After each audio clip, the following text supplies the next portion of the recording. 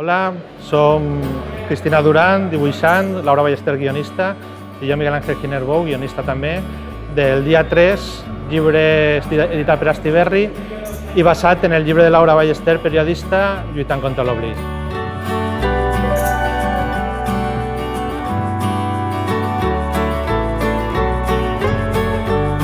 El Dia 3 narra la llarga història de les víctimes del metro de València des del moment de l'accident fins als moments previs a l'acord judicial que s'acaba de produir. L'accident del metro de València és el catàleg de tot el que no s'ha de fer després d'un accident a nivell tècnic, a nivell polític i a nivell també judicial. I este llibre paga la pena llegir-lo perquè ens demostra que l'única lluita que se perd és la que s'abandona.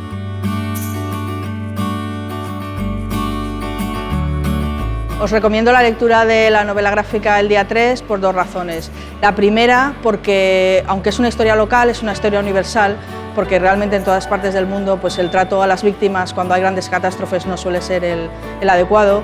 Y la segunda también porque está en lenguaje de cómic, ¿no? Y que es un lenguaje muy rico, muy potente y que llega directamente, ¿no? Porque tenemos por un lado toda la parte visual con toda la parte de las metáforas visuales combinada con la parte de los textos, ¿no? Entonces yo creo que esta combinación llega directamente al lector y a las lectoras.